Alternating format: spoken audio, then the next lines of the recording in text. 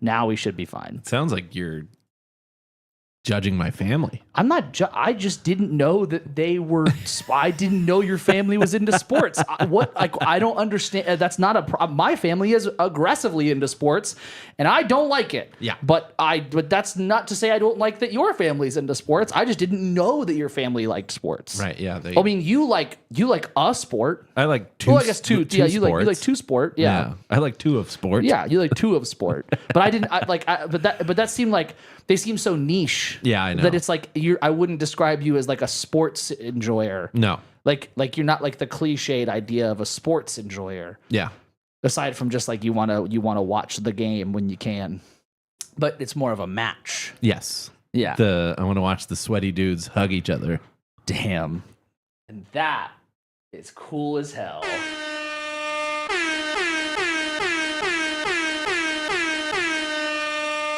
Morning. Welcome to Don't Be the Artist. I'm Hagen. I'm Dave. And we're going to sweatily hug each other. My dreams are coming true. Damn, dog. That's actually crazy. I mean, it's good that you have at least said that that's what it is. Hey, that look, I know what I'm watching. you know what you're watching. I mean, they also like punch each other. Sure, but like, I mean, like, so, like. But yeah, it's sweaty dudes Hugging. embracing. Yeah.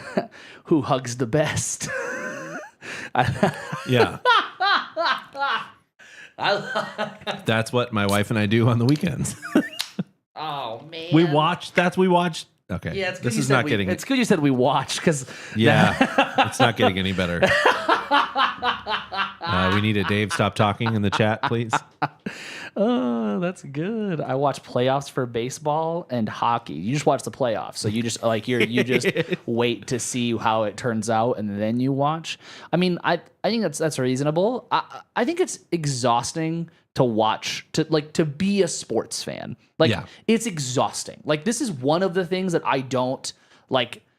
I'm very weirded out by, because like the amount of investment that goes into it throughout the entirety of a season. Yes. Like, he'll never watch this, but I don't care. I've told this to his face. Our old boss was a Buffalo Bills fan, is a Buffalo Bills fan.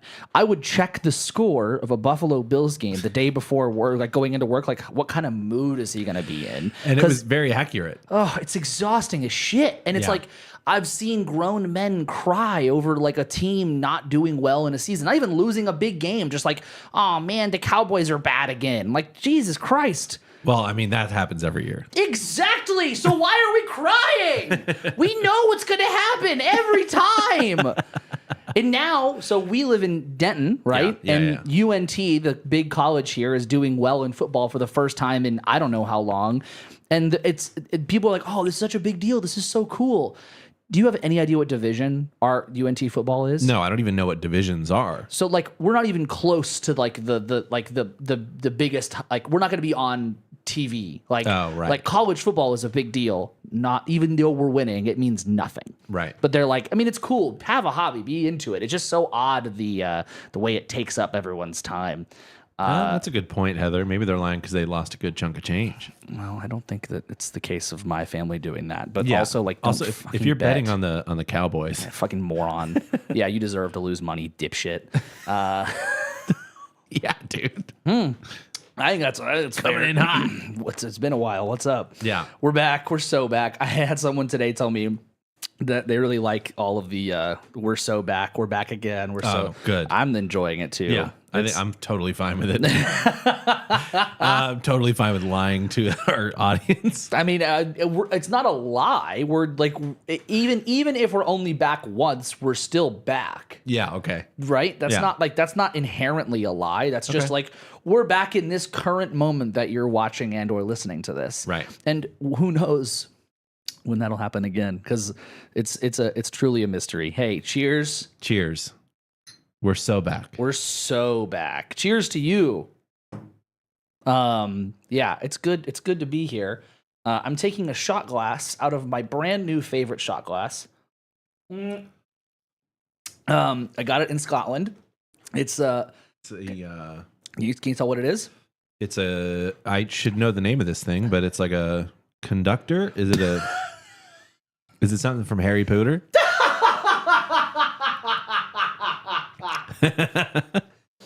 You know those like It's like a gas mask.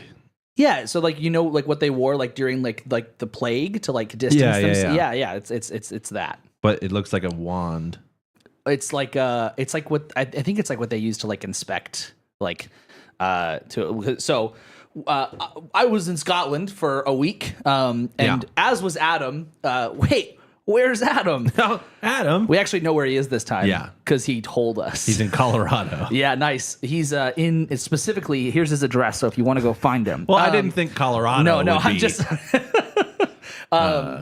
yeah, Plague the plague doctor. doctor. Yeah. So I was in Scotland for a week and Edinburgh for 3 days, and then in a small town called Moffat for 3 days, and then back to Edinburgh, and then stuck in London for a day. Which sounds like, oh, well, how cool is that? It wasn't cool.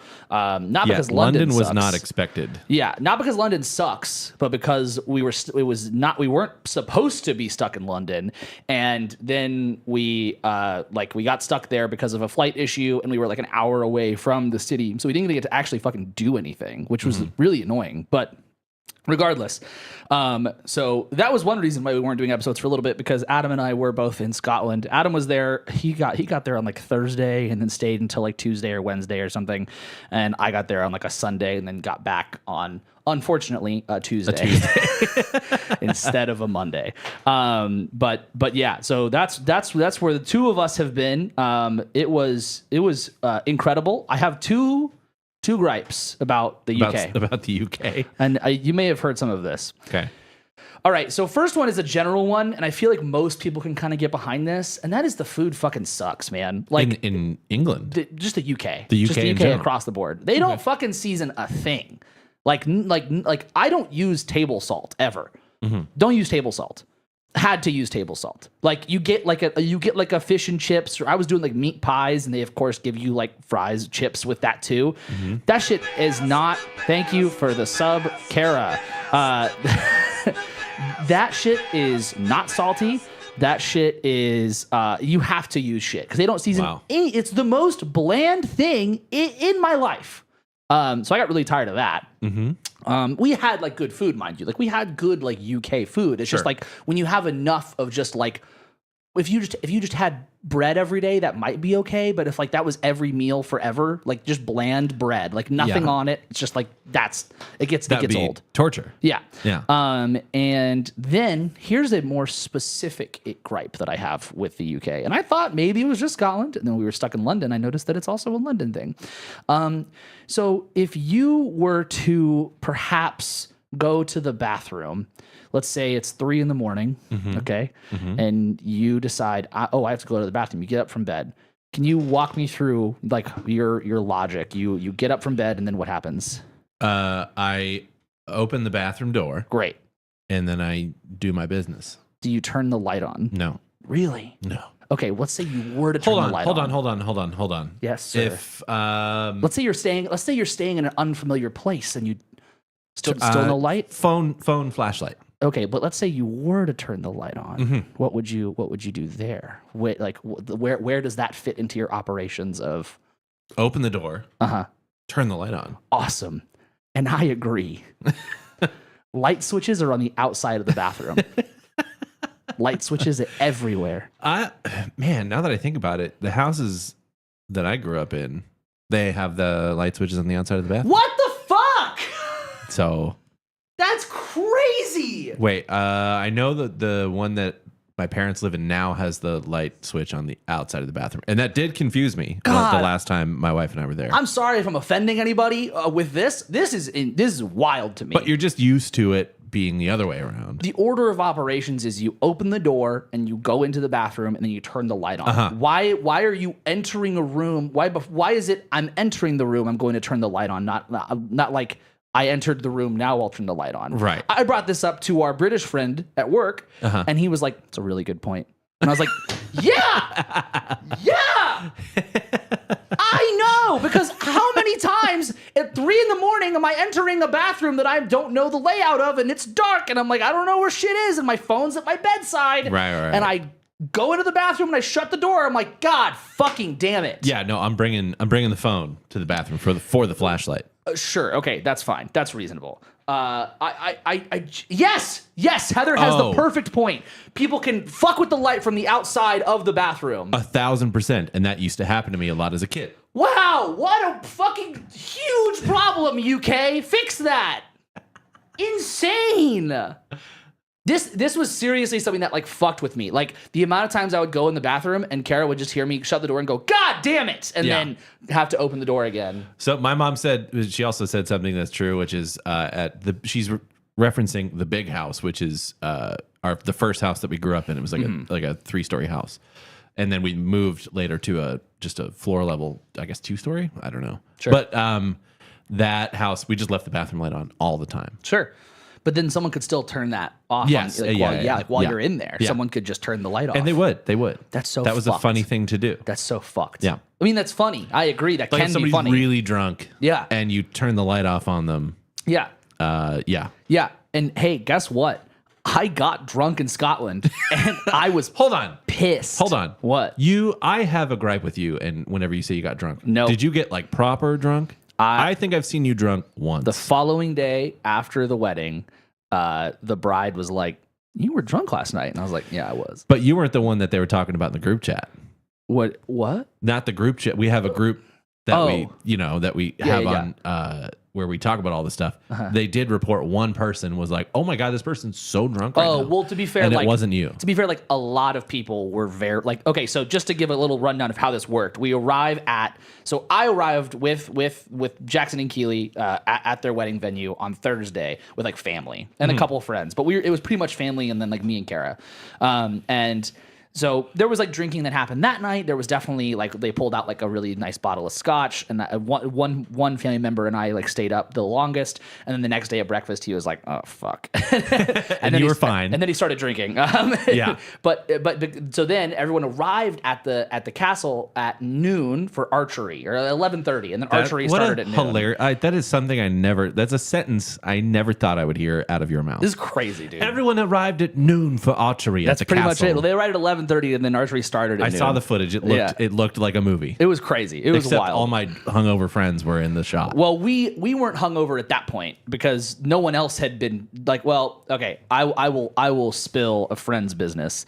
A friend of the show, Robbie, who if you've listened or watched for a long time, so his birthday was that weekend. Yeah. So he's taking a train to get to where the wedding venue is, and it's like early ass in the morning, and he's sitting like in this train area, and someone else in the area says like, "Oh, it's my birthday," and he's like, "Oh," and his girlfriend is like, "Oh yeah, his birthday is tomorrow," and so it's like 9 a.m., 10 a.m., and he's got like by the time he gets to the venue, he's had like 2 beers, and, like 2 shots, and he has like a beer in his pocket. I love Robbie so much, and then he just kept going. He's a lightweight. Well, and he held himself together really well, okay.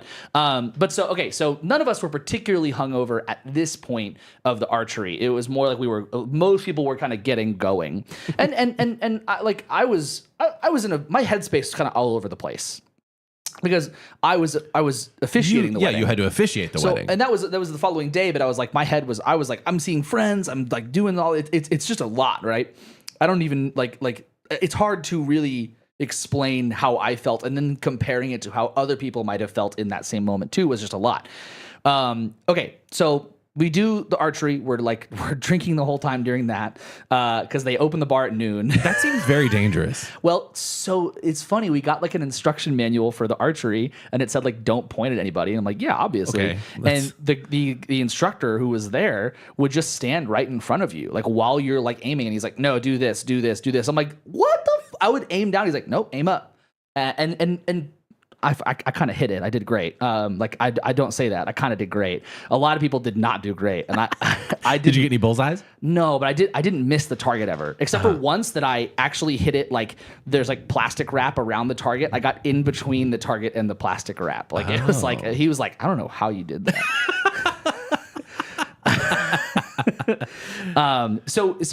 Okay, so we then do that and then lead to like basically like the rehearsal dinner. It's called the welcome dinner. We go to like a restaurant, everybody's there, and so we're drinking there, and then we go back to the venue, and drinking kind of happens Just for say a little the castle. bit. The castle, yeah. It was a castle. Well, my other British friend said it's a manor. Yeah.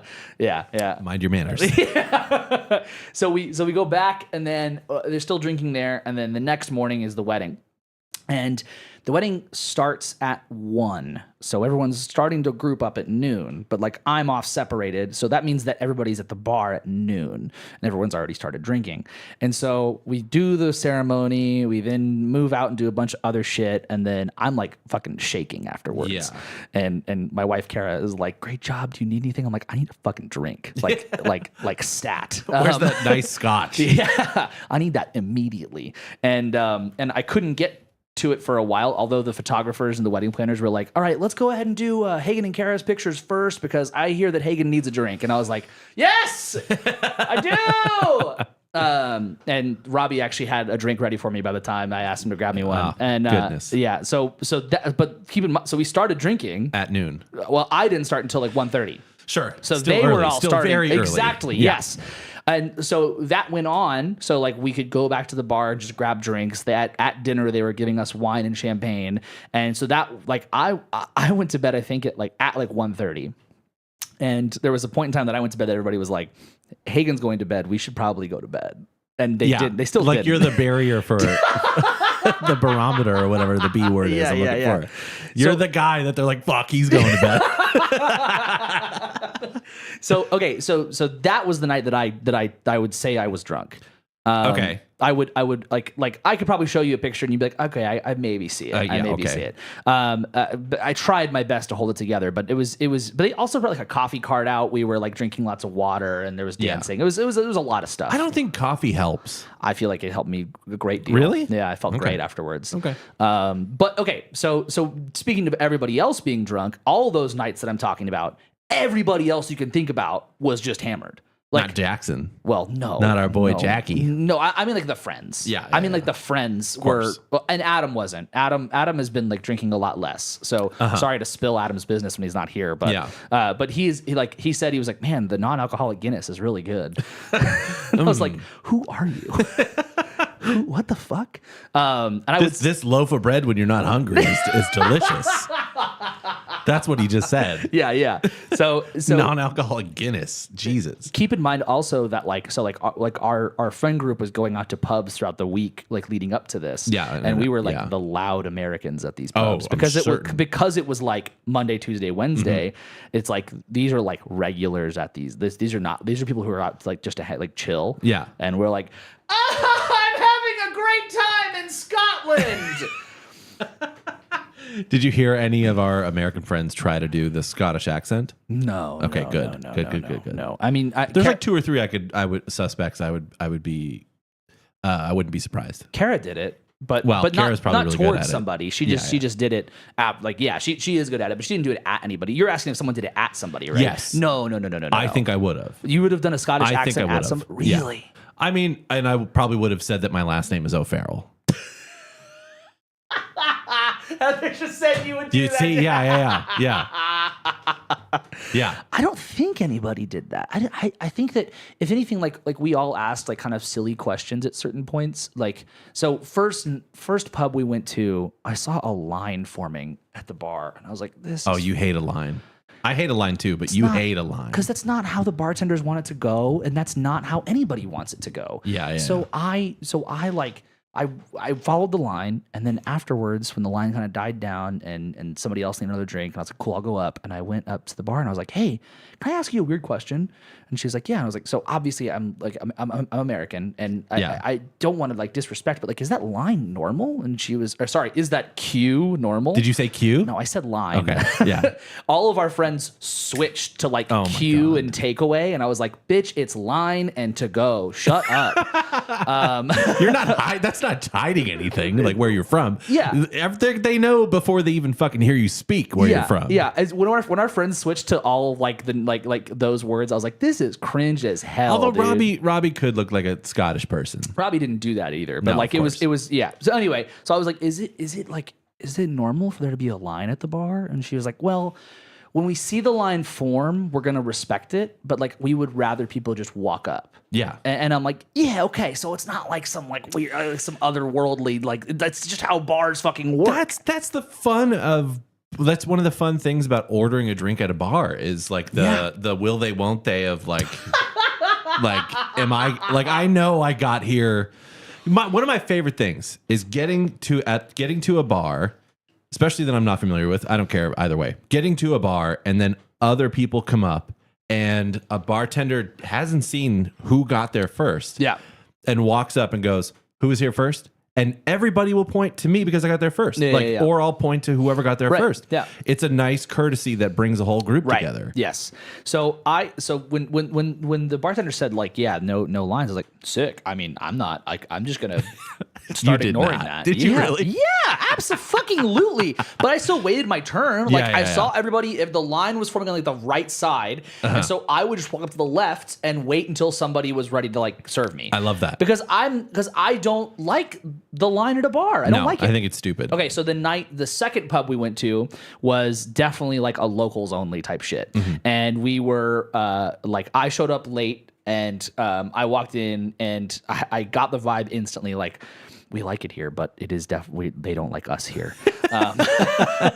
And so I go up and crank says, Motley Crue on the jukebox. So it says cash only, and I woke up and I'm like, hey, is it really cash only? She's like, no, it's fine. And I was like, cool. And I ordered the beer I wanted, and they were like, just like kind of just being like, they were just shooting the shit, sarcasm, whatever, like UK kind of like dry type shit, right? So that was fine. And then one of our friends at the table was like, hey, can you go get my next drink? I don't. They were mean to me. I don't want it. I'm like, yeah, of course, no problem. Okay, so sorry for the audio listeners because I'm going to show something, okay? So I walk up and I say, can I get 2 of whatever beer? And I put my finger up like this. And can I say, can I get 2 of this? You have your pointer in your middle. Yeah, and I say, can I have 2 of this? Just like if I was in like a peace sign or something, right? And she goes back and she goes, you want 2 of it? And puts it in my face. And I was like, yeah, can I just have 2? And she's like, you want 2? And I'm like, oh, it's some bit. I don't get it, right? She's going, 2? You want 2? I'm like, yeah. She wanted the thumb. No, that's not what she wanted. She's like, hey, just so you know, like people don't really care, but like this means fuck off. Oh. And I was like, oh, I'm so sorry. She's like, no, it's okay. You're totally fine. They would want it. So I'm giving it to you. I'm showing you like the outside of my hand. They want the inside. The inside, the actual peace sign. Yeah. Oh. Right. They want the inside of my hand versus like the outside of my hand. This is fuck off. And then this would be 2. Oh, I've seen that in movies. Yeah. So I went back to the table and I was like, "Oh my god, guys, did you know this?" And they're like, "Hey, update." Yeah. And here's why they don't like you. Yeah. and they were like, "Yeah, you didn't know that?" And I'm like, "Fuck!" And they're like, "Also, don't scratch your neck at people." I'm like, "When would I ever scratch my neck?" Scratch your like this. It's this. Oh, it's this. That's. I thought that was Italy. Well, it's just in general. Just don't. Okay. Also, why would you ever like put your hand under your like chin and scratch it towards someone's direction? This isn't fucking Shakespeare. Hi, can I have 2, please? Yeah, exactly. Yeah. So I learned my lesson there, and then the third pub we went to was only like the friends. So like Jackson and Keely were busy with something else, so it was like I was like we're all here, so we're all gonna go to a pub together. Yes. So it was a lot of like Jackson's high school friends, some of our friends, and we were having a great time. Of course. And then at some point, Kara goes, "Hey, shh." And I'm like, "What?" And I realized, oh my God, we're being so loud. We're being like a horrible. So that was definitely like a realization of like, fuck, we're like the loud Americans. We're the loud Americans. Yeah. Especially on a Wednesday. All they can hear is y'all.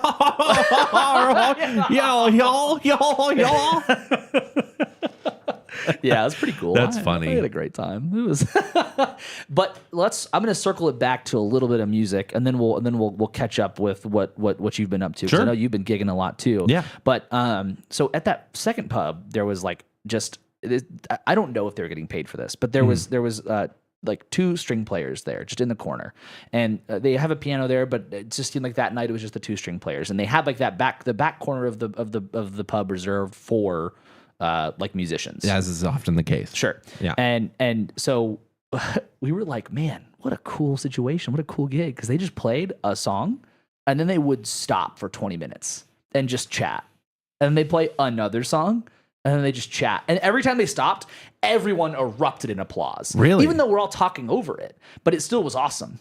What strings? It was a violin and something else. I forgot. It's probably a fiddle. Yeah, fiddle. Yeah. And something else. I can't remember what it was. But it was great. It was great. Now, here's the I guess another potential hot take that I might have about like Scotland in general. The Scotland pub scene. No, not even about the pub scene. Just about this. I'm gonna take it outside of the pubs and just go to music in general because this is like dude. I do not like bagpipes. I fucking hate them, dude. I've said this many times on the show. Do not like bagpipes. Can't stand them. Do not. So like you're walking around and there's just people. They're like buskers. Like just. I would never say that in Scotland. I did loudly next to them. Not really, but I did say it as we walked past, and they're like, "Isn't that cool?" I'm like, "No, it sucks. No, I hate it. It's so and they are apparently told when they're busking, like they have to because they play the same song, but they have to change the key because like if they're busking, they like it. Everybody who's working around that area just keeps hearing it, and it's like a legal requirement. They have to play it in a different key. I wonder, can bagpipes drone different tones? I don't because they have part of the instrument is that it drones. Yeah, I think it must be able to. Yeah, I'm gonna look that up. It must be able to, but Ian fucking loves some bagpipes, dog. I don't. This is like, I think that it can be cool. Just the amount that I heard it, I was like, who at this point? How can you guys like this? It's just it doesn't offer enough variance in my eyes at least, and it's so. Here's the real kicker: it's so loud. It's so fucking loud, dude. So at the wedding, they had a piper to play like the walk down music. Okay, so there's three issues. The first one is that it was like, okay, cool. So I'm gonna walk down. I'm gonna make an announcement, and then they're gonna walk everybody else down. So they put the piper in like a back room, and where they should be. But they had to because it was so loud. Yes. And so they put him in this back room. They open the door just for them to walk down, and you just hear this loud ass piper. And so they also picked like songs from his list, and I was like, yeah, I can't fucking tell what he's playing. It just unfortunately sounds like noise. Yeah. And so then I was like, so the end of the ceremony happens, and I was instructed to say, cool, immediate family stay behind, and everybody else follow me to the bar. Yeah. So I start walking, everybody else starts following me, and the venue staff goes, hey, follow the piper. And I was like, what? But I was, oh, okay, sure, whatever. I'm not here to fight. You're like, what is this, a video game? yeah, exactly. Follow the piper? Yeah. So I follow him, and we go outside, and we're now going to do this whole other bit of the wedding that I wasn't told about. And so he dips out once we're all there because he's going to walk Jackson and Keely back over. But because they're taking so long, they end up playing music off of speakers outside. And so we're hearing like this really fun, great, happy music. And then from afar, the loudest thing ever just like, oh, fuck. And that was how they started every event, like dinner, everything was started by him. And there was, he is great. He's a super nice guy. And I'm sure he was good at his instrument. And people love the bagpipes. Yeah. But there were times where he would be right behind one of us, and it's like, oh my God, like that is like I would have put my earplugs in if I would have known you were going to stand right behind me. That is the loudest fucking thing in the world. I can't with this. Like, that's hilarious, dude. I've decided I can't with no, never again. Like bagpipes suck. That's like I guess my other like Scotland specific hot take is, oh my God, bagpipes are ass. Yeah, there was this person that lived in a dorm that I lived in that was connected to the music building of my undergrad. And I was friends with her, like she was in our friend group, but on Sunday or Saturday mornings and Sunday mornings, she would go out into the courtyard of the dorms, which surrounded the courtyard. Yeah. And it was like a U shape. So on one side of the U was the music building, on the other, like on the bottom end, and then the other side of the U was dorms. Right. She would practice bagpipes in the courtyard in the morning. Good God. On the weekends. I want to die. Several times I opened my window and was just like, Shayla, shut the fuck up. It's 10 o'clock in the morning. It was so annoying. I hate bagpipes. Yeah, for real. And I'm Scottish. Like, technically, I'm from the Scottish heritage. Yeah. I don't like bagpipes at all. There's a really interesting thing in Edinburgh, there's like a huge castle. It's called the Edinburgh Castle, and it's like 1,000 years plus old, right? Right. And there's a couple of like there's all these exhibits in there. It's really cool. Like it was like this wasn't like a traditional museum. Like it had almost like museums inside of it. I hate museums. Like I am the worst person to take to a museum because I will walk in and go cool, and then walk to the next thing and go cool, and then I'm like I'm done. Yeah. And like, don't you want to look at the art? And I'm like I saw I it. looked at it. Yeah. But there was cool stuff there that I actually looked at for a little bit longer. I read some stuff, what have you. And but there was a point at one of the like the little exhibits we were in where you could actually go up and you could like put in your name and they would do your lineage for you. That's cool. And it wasn't just Scottish; it was other stuff too. But they would like, and they would show you like what like your old like house was, and like I can't remember the name of like the colors, but like the like whatever like your family colors would have been, and all that kind of stuff. Did they look up yours and they were like, oh, it stops at 1945? Like we can't go back any further. I didn't do mine, so no, we don't know if that was the case. Jesus fucking. Nope, didn't do that. Yeah. But yeah, so that was a good chunk of the Scotland trip. It was great. But you've been playing quite a bit, no? Yeah. While you guys were in Scotland, I was in Kentucky. Yeah. How was that? And it was awesome. Was Kentucky awesome, or was you just have a good time? Actually, okay. So I'm not going to shit on Kentucky, but there were parts of it.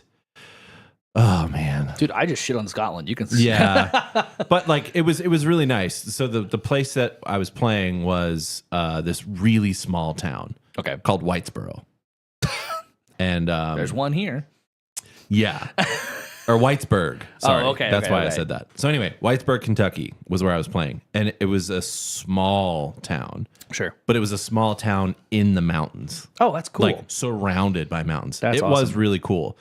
Driving there, the nearest airport was 3 hours away. Oof. Which I don't think people knew when the gig was booked that was the case. So we get to the airport, 2 hour flight. I was like, this is awesome. And then 3.5 hour drive. Yikes. Fine, whatever. We get there.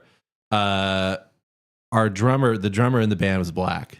Mm-hmm. I think he was the only black person I saw that entire weekend. Whoa. Like one. And I think the town had like 3,000 people.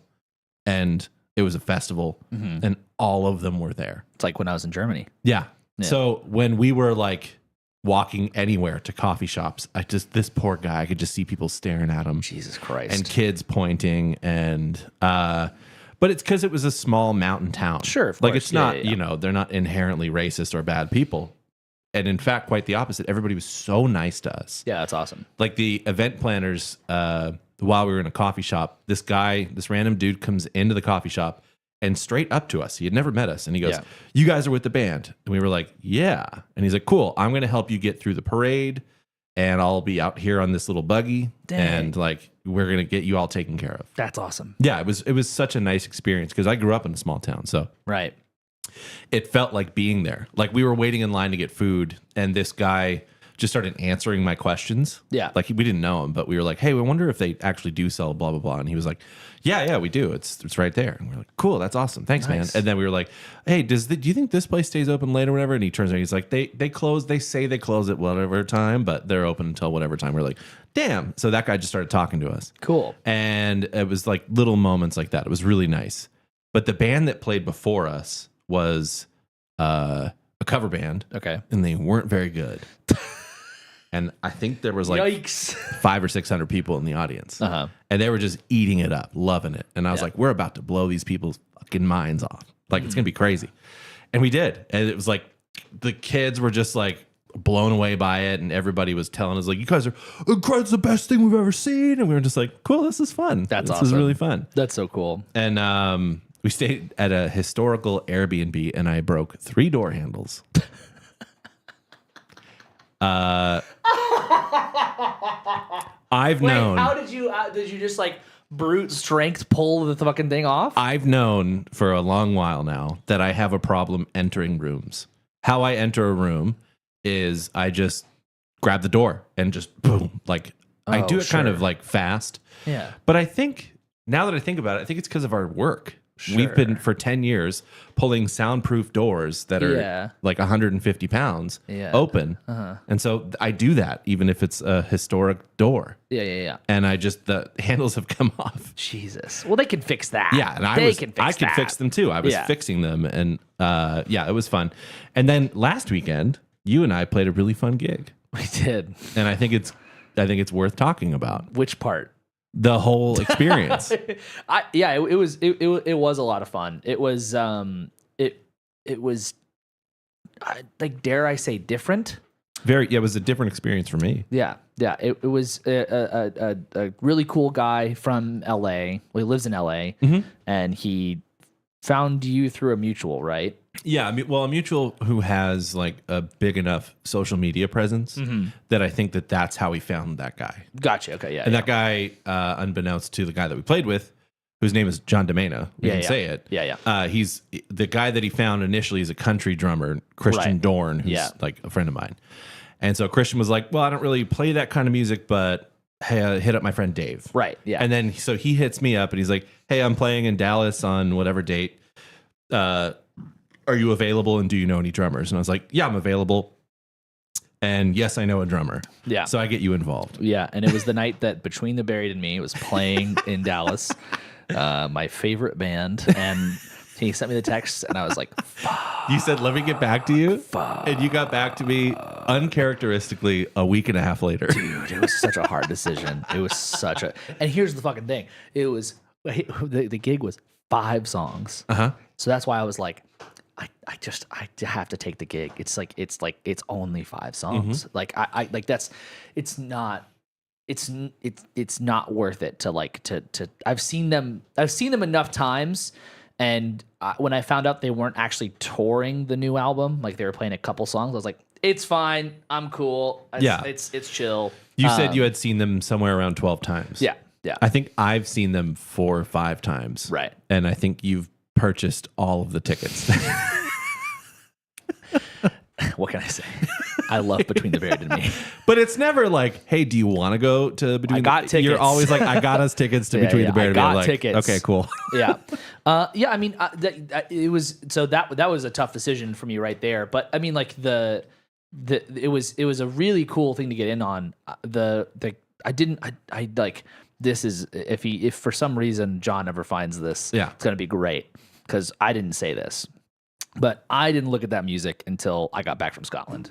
I assumed. Yeah, I did not look at that shit. I didn't listen to it. I looked at what I was going to have to be learning, and I was like, there's such a unbelievably small chance that it's going to be like too hard for me to like do in less than a week's time. Yeah. And it's 5 songs. Yeah, and it's 5 songs. So if it is really hard, it's only 5 songs. I know for certain that you can learn 32 songs in 4 days. Yeah. Whatever it is. Well, and I mean the thing was with it was like, okay, cool. So I thought about it. I had a little bit of downtime in certain spots, and I was like, in Scotland? Yeah, I was like, I'm not gonna do this. No. I'm not gonna do this. Like I can't be bothered. If you had texted me and said, hey, I was looking at this song like from Scotland, I would have been like, yeah, okay, cool, yeah, don't. Yeah, exactly. You're in fucking Scotland. Yeah. But it was I mean it was like this, it was Launch? Was that the name of the thing? Yeah, it was a Launch not festival. It's like a conference. A conference, yeah. Yeah. So they were holding, at the end of the nights for the conferences, they were holding shows. Yeah. And so like all across Deep Ellum, pretty much like a bunch of venues in Deep Ellum we're having like, full nights of music. And and the thing that's interesting about this was that it was like these artists, I don't really know how they were picked. I guess it was like mostly just through like the fact that they're like guitar players, I guess. Yeah. Like guitar led bands. Yeah. But it wasn't it wasn't like noodly music for the most part. No. But like it was these more than anything showcases like at the end of the night. So you have a conference that would go until I guess like 7 or something. Yeah. And the show started, it would go from 7 to like, I don't know, midnight or midnight I don't 1. know. Yeah. And whatever the venue wanted. Yeah, exactly. And so like each band had like a roughly 30-minute set, maybe less. And then you would have like 15 minutes changeover. And like from 7 to midnight or 1, that's a lot of fucking bands. Oh yeah. And it was multiple venues doing that. And for the most part, like our venue stayed almost perfectly on time. We were we were a little behind, but it was like we were pretty much right there. And it like I don't know, like a showcase like that. I haven't done something like that in a long time. Me neither. I've done like local bills and like in like festivals, but like a showcase where it's like you gotta schmoove. Oh yeah. Yeah. Dude, I think of the bands that I saw that night, we were one of 2 bands that had amps on stage. Yeah. And well, we had amp on stage. We had John didn't use an amp. We had Dave's amp on stage. Yeah. And that's something I was talking about recently with somebody actually is they were like asking me, it was a student, they were like, so like as a drummer, like, do you have to bring your drums everywhere? And I'm like, that feels like a really silly question, but it's a good question. Like it's a great it's question, a fair yeah. question. I was like, yeah, I have to bring my drums everywhere I go. It's like if I lived in other cities, then no. But like it's also part of the reason why like in other cities, like you just bring like a little bit of stuff. But it also is like part of the big push for like bass players and guitar players to just bring like your Helix, your HX Stomp, whatever. The one thing you have to plug in such that your load in is so short, your sound check is so short, and then boom, you're good to go. Yeah. And the woes of that being that like you don't know what you're gonna hear. That's the biggest one. I've got a lot of friends that do this same thing where they just load in their Helix, their pedal board that has all their effects, all their sounds on it in one place, plug that into the mains, and they have to rely on their monitor to send them everything back. And I don't know if I've ever seen someone walk off stage with a monitor mix and no amp and go like, I could hear great. No. And that's not a shit on the venue or the monitor guy. That's just the way that sound's going to work. Because you have drums right behind you, but you have no barrier of your sound that's also going to come through there, right? It's a tough thing. Yeah, it's very tough, and I think that if you don't have in-ear monitors, then it's exponentially more difficult to deal with. Yeah. But that seems to be the way that people are going. Yeah, absolutely. And the strange part for me is that by the time I got to a point where I might have to just rely on Monitor World and not an amp, I know the things to ask the monitor person. Yeah. And go like, hey, can you make sure my monitor mix for my bass channel is flat? Don't EQ anything. Yeah. They probably won't anyway. Yeah. But I'll also know to say, like, I have a compressor on. You don't have to put a compressor on. Like, I know those things to help me get the best of the best case scenario. Yeah. But a lot of kids now growing up, like our students that are probably going to be entering into that world where they don't even ever have to buy an amp. Yeah. They won't know to ask those things. Absolutely. Well, and like I think that an interesting thing is like I've told every young musician this: if your monitor mix sucks, 9 times out of 10 it's on you. It's your fault. There's the chance that it's the sound guy, but that's the low chance. I played a gig within the last month where a person that was on stage with us, something happened in the mix world where the board got somehow reset or rephased or something like that, and so our sound check mix was gone. Yeah, fuck. And we didn't know until showtime. Yeah. And throughout, the first 4 songs, I'm communicating with the person that was the music director, like, hey, I need this, and I need this up, and I need this, and this down. Yeah. And by 4 songs in, I was like, okay, this feels normal. Yeah. And I also tried my best not to let anyone in the audience know that I was having trouble with my stuff. Right. Yeah. Right. The guitar player did not. And when the gig was finished, they packed up as quick as they could, and they just leave. Yeah, I was like, "Hey, you good?" And they're like, "No, my mix sucked. I couldn't hear anything but click and blah blah blah." And I was like, "Okay," and then they left. And Jesus. I was like, "Wow, yeah, that's strange." Yeah, I mean, it's just I've seen people walk away from a gig and go, "Yeah, I couldn't hear shit." Yeah, and I'm like, I'm so sorry. Yeah, I really like. I'm not one to like compare trauma, but you should be a drummer at a DIY show with no monitor, and then come and talk to me about you can't hear shit. Because I'll tell you what, at like DIY shows as a drummer, all you can fucking hear is just like I'm flying blind. Yeah, and it's fun, but like if you walk away from any of those and go like, I couldn't fucking hear anything. Like, boo fucking who? Yeah. Like, what do you expect? Play music. Yeah. Ian said that He's never used anybody else's gear, played hundreds of shows, never used any of your monitors, and it's not an easy thing to do playing cover band shows. I would say that the never using anybody else's gear is kind of like, because like mostly a guitar player, right? Like Ian's mostly only a guitar player. Well, I think he's played drums on a couple of gigs. So like guitar wise, you would be largely like, I don't see guitar players backline like ever. No. Like so going back to like the city dependent thing, right? If you're in New York, Nashville, LA, you roll up to a venue and they have amps on stage for you. Like you could hypothetically bring yours, but if you're in New York, why the fuck are you rolling around with an amp? There's a drum set, there's an Ampeg or Aguilar bass amp, and there's a Fender Deluxe. Yeah. So like it's almost like using someone else's gear, but it's like more like the venue's gear. But like backlining a guitar rig is just like not the case. Well, I mean, like I don't know guitar players that ever do that. I don't know guitar players that ever like it's not stubbornness. I don't think it is at all. Like guitar players just don't, because like for drums we can get away with a lot of, you know, like, oh, my tone isn't exactly right. Who the fuck is paying attention? Every time I'm tuning my snare at a gig with Dave, he's like, no one cares. Yeah. I also, you and Lupe in the chat are the only people I ever do this to, but when you're checking your snare drum, I make fart noises in between. Yeah. Because I know what pattern you're going to use. Yeah, exactly. Yeah, it's very true.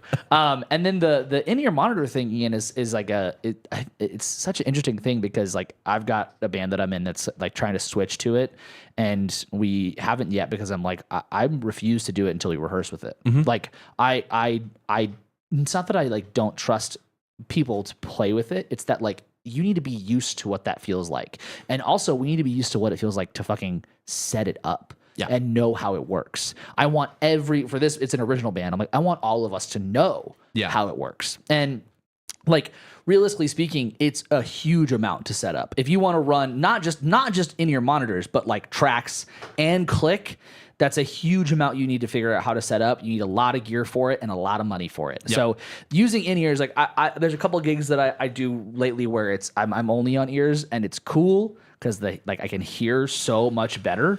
Yeah. But like the notion of not doing it in that band, people get like upset. They're like, oh no, I'm going to use ears. Oh, we're using ears. And what I'm are you talking about? Okay, yeah, that's fine. Yeah. I was like, I will roll with whatever punches you throw at me. I do not care. But like the like there's it's definitely like it's a weird divide for some. It's also a divide, I think, for some like genres and communities. Like there's like a large chunk of like certain like genres and scenes where like if you aren't running tracks in a click, you are doing something wrong.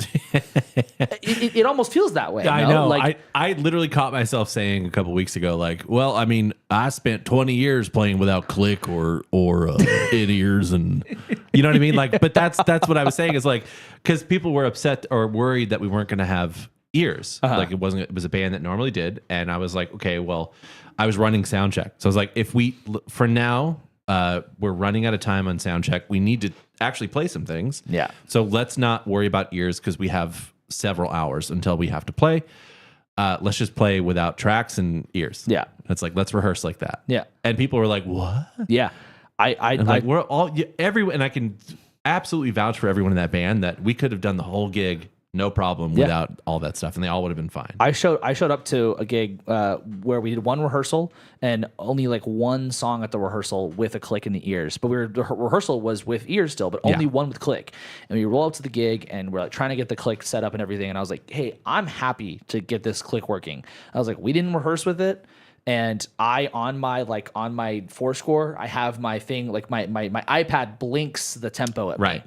And it's not like big, but it's just like the edge of the screen is blinking the tempo at me, right? And I was like, if you like for all the songs that I don't start and you guys start, I can give you tempo. Mm-hmm. But like I kind of like, since we didn't rehearse this way, I would rather us just play music. Mm-hmm. And the bass player looks at me and goes, I like that. Of course the fucking bass player did, because he knows every inch of every one of those songs. Well, it is like even regardless of that, it's just like one of my biggest like points of contention against a click or against like clicking in ears is that you spend a lot of time practicing with a click, right? Yeah, like just you and a metronome in a room, right? Yes. So like your internal clock is good. Yes, it's very good. right? Okay. Sure. Let's. Okay. It's okay. It's your internal clock's fine. Yeah, and I actually, and aside from that too, I spent many years playing with Lupe in the chat, and his internal clock is unbelievable. So Right. mine got better because of that. So because of the practice with the metronome, your internal clock gets better, which therefore leads to, in my eyes, the you don't need a click anymore. Right. Now, obviously, there are instances where you do, right? You're playing if you're playing live to a track, or if you're in the studio, there's instances where you need a click. Absolutely. But if there are no tracks involved live, like, what are you afraid of? I'm not. Like, yeah. Like, what are you worried? Are you worried that it's gonna rush too fast to like, why is this your like blankie you have to hug? I mean, I've heard people say like, oh yeah, it's just there because I tend to speed up. I hate that. And I'm like, okay, don't go fucking practice. That's like, don't just be okay with that and like lean on the click for that. Yeah. Yeah. I can't stand that. The one weird thing about ears is once you have them in, you have no idea what front of house is sending to the audience. Oh, yeah. So you have no clue what it could be the worst mix ever. And you're just in dreamland because you can mix your own stuff. Yeah. An example of that Heather reminded me of is early in the year, she came out to a show while I was on tour, and she was like, hey, the whole front of house cut out for like half of a song. Whoa. And I was like, oh my God. And you guys are just serious? rocking out. And yeah. And she was like, you guys played it off so well. And I was like, oh, our ears didn't go out. And that band that I was on tour with had no amps on stage. So it was just drums and maybe vocals. Right. And then footsteps from the dancers. So funny. It was that's such a funny idea to me. That. That's like that's a Shreds video. Yeah, exactly. Yeah. Like a musicless music video. Yeah, that's so funny. It's so funny. Yeah, I like the interesting thing, Ian said, sometimes you get a little too stoked. I mean, that's like, well, I mean, yes, I will give you, I will always grant that there is the chance that you will push and pull tempo. Yeah, we had a song, we have a moniker song that got away from us. Yeah, for years we were playing I can't remember the name of it right now, but when we went to record it recently, we were like, "Oh fuck, it's that slow." Yeah, it's like we just played it faster and faster live. Oh, yeah. Okay, I was talking about yeah. I mean, it's just it happens, and that's fine. But like when you, first of all, I will say you get stoked and it gets faster. For the moniker example, that was like we were just playing it live and not rehearsing it and just kind of just letting it happen. Yeah, and that was a different thing. But I'm saying, like, if you just play a song and you have a reference, or you even just like you trust your own internal clock to count in the right way and you play, if it gets away from you truly that bad, we have a problem. Yeah. And you need to practice. And and again, a click can be really useful, but I think that one of the reasons that we were all, or at least most of us, would have been drawn to live music is the energy and the rawness of live music. You know, because it's this podcast and we're Foo Fighters fans, I'm going to take it back to Taylor Hawkins. Yeah, because Josh Freese got fired for being too polished. Exactly. Like, I mean, I think that's a part of it. Yeah. I think that one of his biggest issues was that he sounded like really good. He's too good. And Taylor Hawkins was like, I wouldn't say that he was even an imperfect drummer. I would say that he was like, they all as a band played together. There was like there was breathing, right? Yeah. Everybody was playing and breathing as one, whereas like Josh was like, no, it's my tempo. Right. And that's not even, ignore the fact who Dave Grohl is. That's just a tough thing to do in a band. Yeah. Where the drummer's like, nope, sorry, you're all fucking wrong. This is the tempo. My least favorite experiences with drummers have been the ones that are like purposely changing tempos because it works better for them.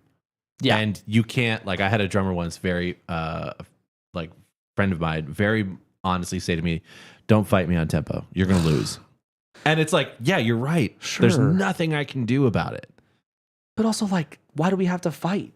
Who gives a shit? Like, we don't have to fight about it. Like, you know what feels really awful is when everyone's trying to fight for tempo. Exactly. That feels awful for an audience member to go like, they don't know where they're trying to go right now. And it's like there's no reason that anyone needs to do that. So instead, you put trust as a band and just play. And I will like totally brag on myself for a second. That gig that I said earlier where I was like, how about we just not play with a click and just play with each other?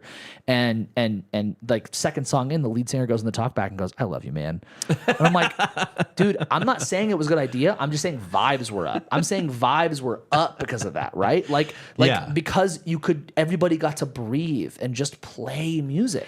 Yeah, I mean, if I'm like playing a gig and I'm gonna start a song, if I feel like the energy is so high in the room that like I get to start the next song, I'm gonna take it 5 to 10 BPM a little faster. Sure. And no one's gonna care. Yeah. Because that's where the energy is at. Yeah. And Heather says like Dave trying to get 30,000 people to clap on 2 and 4. It was at Mumford & Sons and it fucking worked. I have a maybe delirious, slightly inebriated memory of it working. Heather, my wife, is very sober and also very delirious, and she'll probably say whether or not I'm right. But in my memory, it worked. But I felt like I was the only person clapping on 2 and 4. Sure. And I bet the Mumford & Sons crowd's just like very white. So yeah. I mean, who knows? She said it freaking didn't.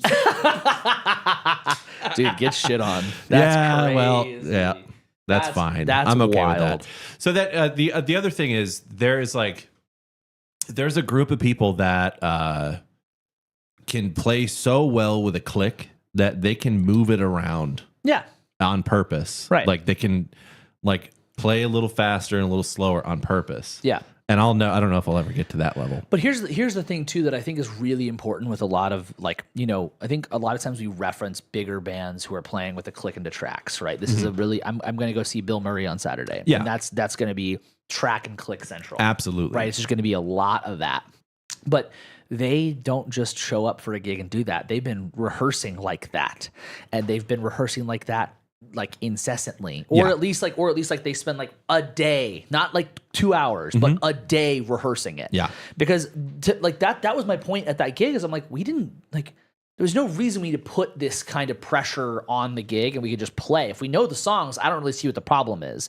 And it sounds like sometimes one of my biggest things is like, I don't want to come across as like anti-click as a drummer, because I'm not. I think it's fine, but it's like it needs to be used in the way that is like appropriate versus like just like we have to use it because that's what the industry standard is. It's like, how about the industry standard be fucking practice, dipshit? Like this is so weird. Like and again, like the people who are really good at it practice like that. Yeah, you don't get there like by chance. Yeah, exactly. The other thing is if you go see a band and if they probably at that level, like a Bill Murray level, they have a contract and they're telling the venues, hey, the show is an hour and 45 minutes. Yep.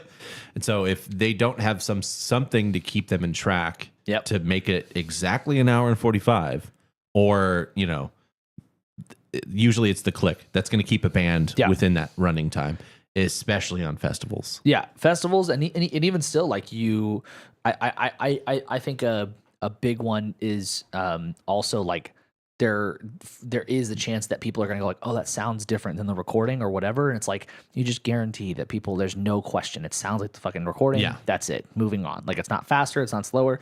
But like, I love walking away going, they played that so fast. I know. Like, or Between the Bear and Me, we were like, oh my God, they swung that section. Yeah, exactly. And it's like, that was incredible. Yeah. But that's also them. Like they are click practicers. Like they for the live show, it's tracks and a click. Yeah.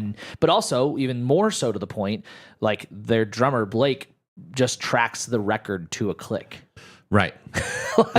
like nothing, no backing track. Yeah. Sorry, I should clarify. It's not that he just tracks the record to a click. There's no track. It's just him. Yeah. Which it's like that at that point, the click is part of the composition. Yeah. Right. It's like if you're writing parts to a click. Yeah. I'm going to use one. Exactly. But like then you see, I think it was Polyphia's drummer. His ears went out on a stadium gig. It was a festival here in town. Oh, really? Yeah. It was like a huge crowd. Yeah, it was like they do this other, it's like, I think it's South by So What. It was that. The click went out and the drum tech was tapping him on the back. Yeah. Because he had extra ears and he was listening. It's like that sucks. I showed that clip to Kara when it went viral. And she was like, why didn't he just give him his ears? It's like, Now, I've seen that clip and thought about that clip 1,000 times. Not once did I ask that question. I didn't either. And she was like, and I did like the guy thing where I was like, they didn't. Fuck. His mix was different. I have no idea. I don't know. Well, why? Like the drum tech's mix being different wouldn't make much sense. Then like that would be the like it may be a little bit gross to like put someone else's ears in, but like, would you rather someone else's ears in or fucking tapping the whole goddamn set until your ears are fixed? Oh man, I love that clip so much though. It's so good. Oh yeah, use the click in your track. What's the Ballad of the Beaconsfield Miners? Oh, you can hear the metronome, but they did that on purpose. Right. Yeah. On the flip side, like I'm sure everybody knows, but like the Song for the Dead, you can hear the hi-hat go out of time from the rest of the band. But to be fair, I think honestly you only track, maybe that's a good barometer for how good a person is with click. Is like, here, listen to this. Oh, true. If you can't hear where Dave Grohl's left foot is at a time, you got to start practicing with a metronome. Totally, yeah. Well, I mean, it's very telling because like there's certain people that I'll be like, yeah, I used to practice a lot with a click. I lived alone in an apartment and I didn't have a drum set, so it was just me, a practice pad, and a click, and it really helped my internal clock get better. Like I would do this for hours, and I would do like metronome on, off, like do a lot of that kind of stuff, and I'd work through different like subdivisions and what have you, right? And people, I'll hear people go, oh yeah, I never did anything like that, and I'm like, yeah, like yeah, I don't know, I never did that. I'm like, maybe just try a little bit of something. I'm not saying you have to, but like if you want to play with a click live, let the click be your tool, not your like solution. Exactly. Yeah. Right. I've started doing that to my students who complain about practicing with a metronome. Yeah. And I'm like, oh, okay, cool. Yeah. Pulling up Apple Music. Can you tell me your favorite song that's not in time? Tell me your favorite song that is just not in time. Yeah. Tell me that. Give me that one. That has no beat. Yeah, that's brilliant. Yeah. That's so. I mean, yeah. So many of those are like it's like talking about metronome. Like, yeah, like everybody records that way. People are like, what? Yeah. Yeah. Absolutely. Yeah. I mean, you and I have been in the studio together where we've been like, let's do this one without click. Mm. We want it to feel like if it moves, it moves. Whatever. That's fine. Right. But we say all that to say the guy that we were playing with from LA. Oh yeah. We had a rehearsal. Yeah.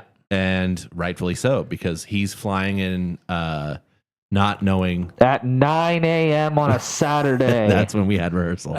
So he's flying in from LA. He's never met us. Yeah. We've had good correspondence with texts and emails. Yeah, I talked to him on the phone once. Yeah. And I was supposed to talk to him on the phone once with you guys. And he said, hey, let's talk on the phone at 4:00. And you guys talked from 3:50 He to... just called me. Yeah, I know. 3:50 to 3:48. Yeah. And I texted him like, hey, guys, are we doing this? He's like, we already talked. I was like, oh, cool, man.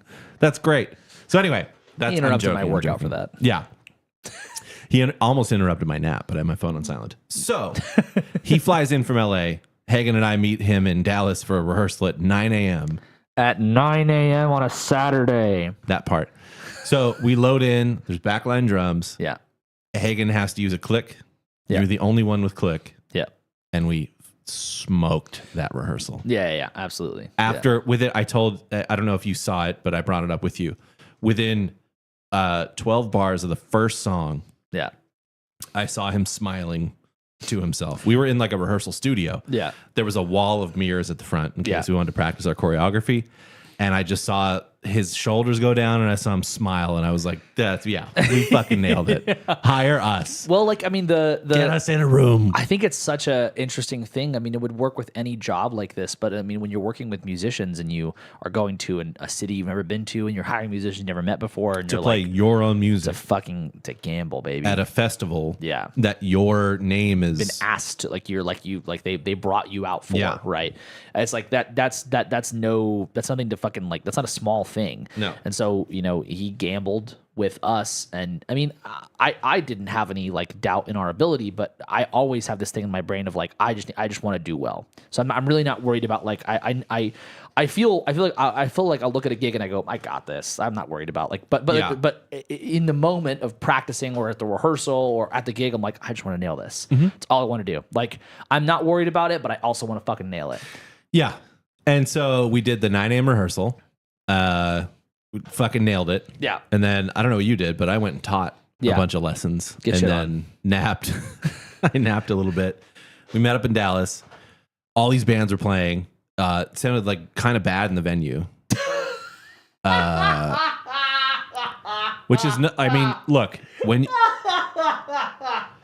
you have to, we had a 15-minute changeover. Yeah, it was super fast. And you're not going to you can't mix a band that quickly. I think that like also the really big trouble is that these bands weren't working with amps. So they plug in direct and it's like the signal that they're getting out of that helix or whatever it is all that the sound guy can work with. Yeah. So if it's not loud enough or if it's not or if the gain staging is not appropriately done. Then your drums are going to wash it out. You're like, I mean, there were bass players I just couldn't hear, period. No. Like I saw they were playing stuff. I'm like, I could barely hear you. Yeah. And that's not anyone's fault. It's just unfortunate. No, I'm sure every individual band that played, if they had a whole proper sound check, I'm sure it would have been a whole different ball game. Mm-hmm.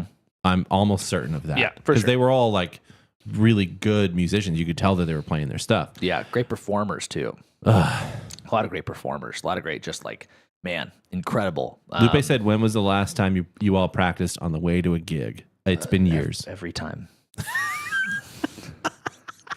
Very drummer and bass player answer. Every time.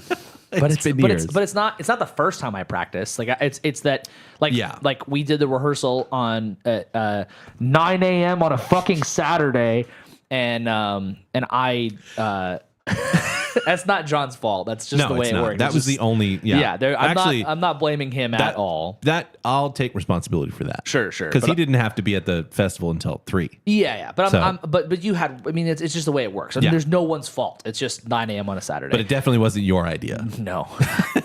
But every gig I go to, basically, I will be listening to the music on the way to it. Mm-hmm. So on the way to Dallas, on the way to the rehearsal, and then on the way to Dallas, I listen to the songs. I'll do it, like, if I need to do it more than once, I will, or if there's a specific song. The funny ones are, which is so rare, but I actually have one next week, and I had one like a month ago, like an in Denton cover band gig. Uh-huh. I have one next week. And I'm like, I can't listen to the songs on the way. Because it's a 3-minute drive. Yeah. Oh, that's so funny. But like, I'll have already practiced. Like, I mean, I have my practice pad kit like in my office here that I like set up and practice on. But I do like to listen to the songs on the way, so I'm like primed. But I don't. When it's that far away, I'm like, I'm not gonna. Or when it's that close, rather, I'm not gonna do that. I totally get that. Yeah. You say you've never done it for the first time. Our friend Lupe in the chat here has done that. I have a very vivid. I've heard. I love this story. It's my favorite. One of my favorite Lupe stories. But we were driving to a gig with this singer songwriter who we didn't know was. Okay. Let me back up. Hold on, I gotta pause you real quick. Okay. Sticks on the wheel practice pad is the most dangerous thing. That's insane. That is wild work. I was that man's passenger for years. That's insane. I've never seen him do that, but I've definitely been like, Lupe, get off the phone. Lupe, get off the phone. I've done stuff where I'm like there's a band that we played in, and it's definitely happened in that one, but in other bands too, where they're like, oh, we're gonna play this tonight. I'm like, fuck.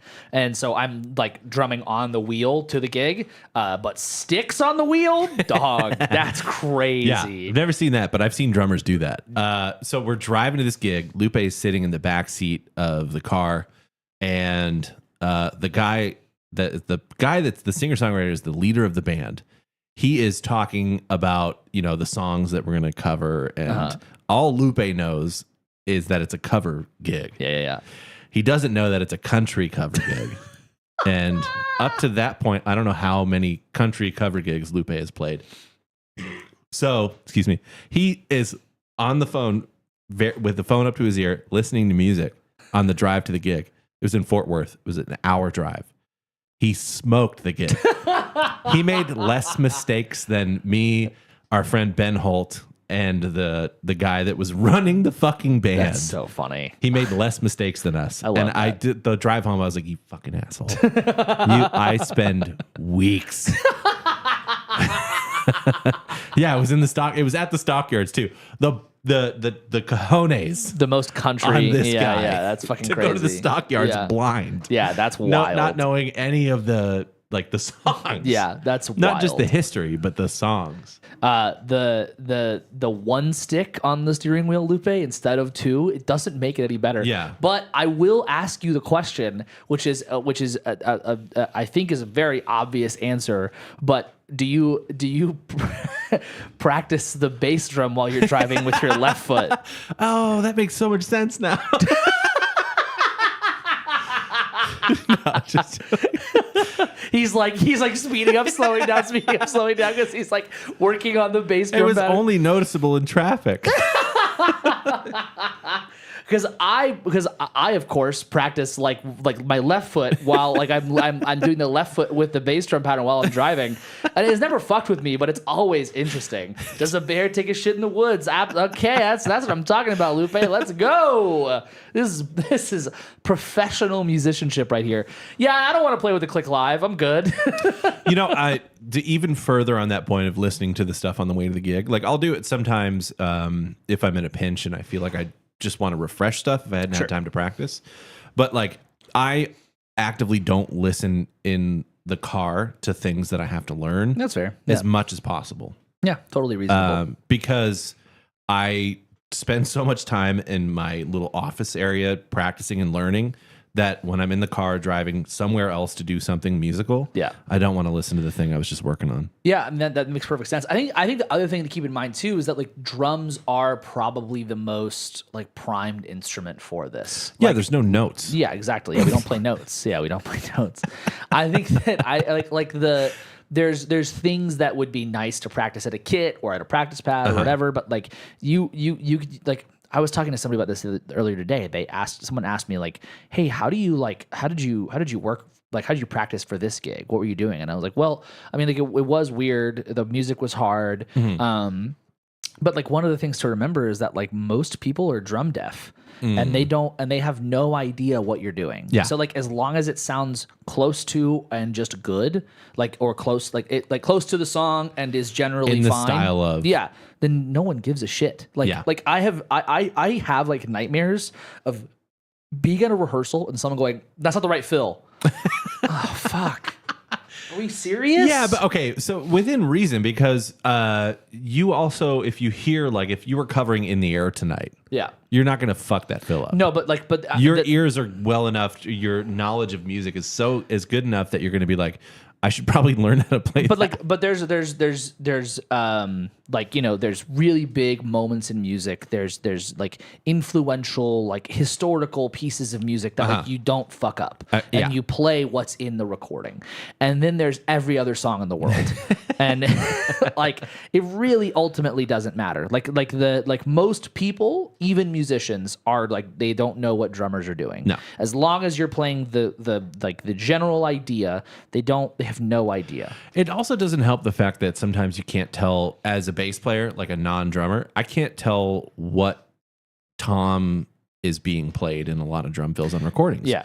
But I'm sure that you or Lupe is also a drummer would hear that and go, yeah, I can hear that that's rack, floor, sure, whatever, blah, blah, blah. But also, like, every drummer's gonna have a different setup, so they're gonna play all those fills differently every single time, right? And it, you know, the what the fuck is that? What the fuck is this in this chat? Home IP address leaked. Beware, for Wang Yang Wu has broke loose and is now hunting you. Your lights will shut off in 3 minutes. You've been warned by the cult of Dude, Wang if your Yang lights Wu. shut off, I'll get the fuck out of here. Dude, this is awesome. That means Spear Chuck a Booty is somewhere in the vicinity. Dude, Spear Chuck a Booty. Is that on Twitch or That's on or YouTube. But Oh my it God. just for some reason doesn't pop up in actual chat. But that's fucking awesome, dude. Fucking Spear Chuck a Booty is my favorite. If the lights turn off in 3 minutes, I will freak out. Yeah, but we're gonna have to wake your wife up. yeah. But that's neither. I'll here grab nor- the dog. At this point, that doesn't matter. I don't whatever, but I love that. Where was I? God damn, that derailed the fuck out of me. Holy shit. Oh my God. Oh, Ian, yeah, creativity and homage are completely different, 110%. But also, like, when I'm on a cover gig, I'm not trying to be creative. It's just that, like, so, like, take the gig with the Miranda Lambert, Carrie Underwood thing. Yeah. It's not about, oh, man, that sucks. I'm not gonna, like, sorry, someone said something in chat that I don't like. I do like Dr. Long Cack. That's a funny name. But so, like, I feel as though, like, for that, it wasn't about creativity. It's that, like, hey, I'm not going to learn every single note. I'm not going to learn every single fill. I'm not going to learn all of those things that are happening there. I'm just going to learn the song. Yeah. Right? That's the whole plan. It's not about learning, like, this fill goes exactly like this. It's about learning, okay, the song works like this. But I mean, if drums take the band into a song, you got to know that. Of course. Yeah. There's always exceptions to that, but Or I would think that you have to learn that, but I've heard a lot of drummers play the wrong fill to Michael Jackson's "Rock with You." That's apparently a hard one for people to remember. I've played wrong intro fills, but it at certain points it won't matter as long as I count the song in and we start the song. That's the thing, is that you've always been very good about giving us at least, like, hey, I think the fill is on the end of 3, so you'll give us a 1, 2, 3. Yeah. Like, for any gig, it's like, that's great. Yeah, communication's key.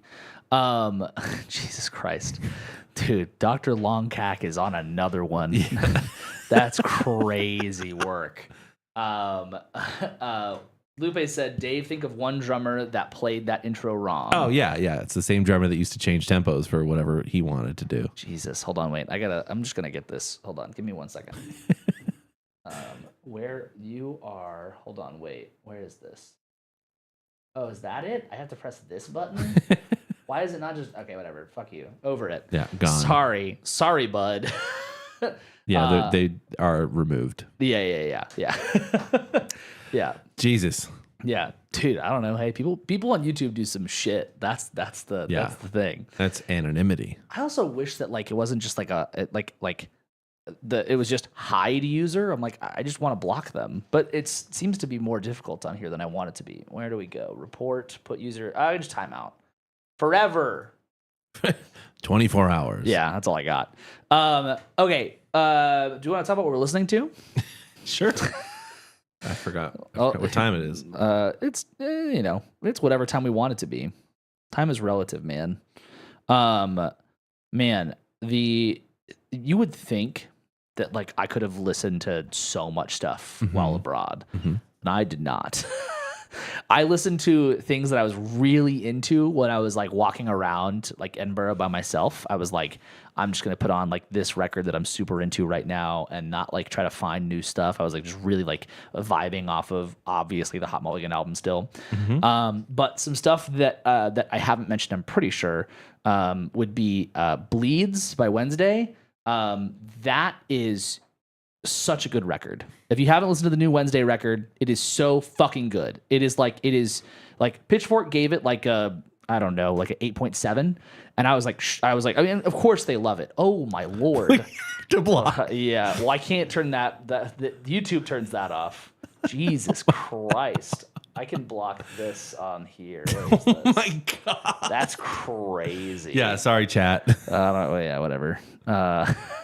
They don't show up in the chat because they're saying, like, unbelievable. Yeah, but, like, this thing doesn't block them. That's crazy. We're praying for you, my guy. Is true. So Bleeds by Wednesday, great record, incredible. Yeah. And then obviously the new Between the Buried and Me, The Blue Nowhere, also incredible. Love it to death. And the new Taylor Swift. No. Sorry. And then Hey, Jack Antonoff has nothing to do with it. yeah. I'm not gonna. Anyway, Theo put out a new song called "Rome Wasn't Built in a Day." I haven't heard it. Oh, dude, it was like it came out like it came out while we were in Scotland, and I laid in bed after one of the like long nights and just put that on. I was like, oh, this is so nice. Oh, this is incredible. But yeah, so Wednesday's new album, Bleeds, is the one that I have to say, like, you guys have to check that shit out. It is so good. Nice. What you got? I have Margaret Glaspie's full cover record, The Golden Heart Protector. Remember we listened to their Yeah. The cover of Jesus, etc. Those are like all covers, right? Yeah, as far as I know, yeah. I think they're all covers. I have that. That's really good. It's very well done. There's lots of cool guests on it. This guy Slim Dan that I've been following on socials for a while, he just released his song Same Vine, which was it's just a great song. I'm excited for a full record from him, like a new record. Yeah. The Between the Buried and Me record is so good. Yeah. And it's incredible. Did we talk about the Jacob Jeffries record? Yeah, we did. Yeah, but it's so I'm still stuck on that. Also wildly good record. And the Between the Buried and Me record. Dude, the thing really with, good. The thing with Jacob Jeffries and also with Theo is that they like Theo's record label, 10 Good Songs, did a show. Whole show. Like multiple shows. And like Theo's set was like 20 plus songs, and in the middle of it he brought May Earlywine, Jacob Jeffries, and another guy on the label, I forget his name, Ben Jaffe. Yeah. And so they would come out and do their songs, and then Theo would go back to his songs. And I saw someone in the Wolfpack sub be like, was Theo drunk? And like they're like, he was saying a lot of non sequiturs and he was just kind of acting weird. I'm like, no, that guy is just like the most like out there dude, like the way, like he's not like there's the comments were like, he does not do substances, he's just a weird guy. And I feel like since the pandemic he's gotten more outwardly weird, which is great. I love it. Absolutely All right, got anything else? No. Awesome. All right, thank you guys so much for watching and listening. We appreciate it so much. I can't commit to that. No. I'm glad you stopped. To address the questions you might be having, part 2 of boy bands will be next week. I'm tired. I'm sorry. It'll happen. Yeah. It's not. I felt bad, but I don't feel that bad. Like whatever. You guys are fine. You can wait. That will happen next week. Assuming that everything goes on to schedule, should be fine. I don't foresee any problems, but who knows? The world is crazy. It is wild. This chat has been going like gangbusters, you know. Yeah, so not good. Well, I mean, whatever. This is you guys aren't on like the streamer world. There's a thing called being hate rated. Where is that a thing? People just drop in and just like are pieces of shit, and that's what they were doing. Yeah, exactly. Yeah, I mean, so this is a very common thing. YouTube is way worse because you can say a lot more stuff on YouTube and like there's no blockage. Crazy. Where like Twitch has a whole lot of like even like weird misspellings that they'll block out for you. Yeah. But YouTube is very much like not in that world. But anyway, regardless of that, we are back again for part 3, the sequel. Thank you guys for watching. Thank you for listening. We appreciate it so much. If you haven't already, please follow, subscribe, whatever thing you're using to listen to this or watch it. We appreciate it so much. If you haven't already, also find us on social media, DFTA Podcast on Instagram, Don't For The Artist on TikTok. And if you have any thoughts about what we talked about today or anything else in the future, you can email us at feedback@don'tfortheartist.com. You can also DM us on those social media platforms. We would love so much to hear from you. And this Friday, Blake and I will be doing a introduction to a new series that we will be doing pretty much exclusively on Patreon. That will be about genres. It will be deep, and boy, is it gonna suck. It's not gonna suck. It's just, if anybody's ever had a deep conversation about genre, you know that goes nowhere productive. I do know that Blake's been working on this for a while. Yeah. I'm really excited about it. So we're going to basically do an introduction this Friday for it. So for those who are curious, then you can get the gist of what we're going to be doing. And then we'll be doing the rest of it over on Patreon so we can actually listen to stuff instead of like getting fucked by YouTube. So, but that's about everything. We appreciate it so much. Fuck off! All right. Gotta go. Goodbye. No, you give it the other way, so it's fuck off. Oh, right. Yeah, you give it this way. So yeah, so you show them the outside, so it's fuck off. Especially the people who were shitty in chat. Yeah. Fuck off. Especially those people. Yeah, fuck you. Bye.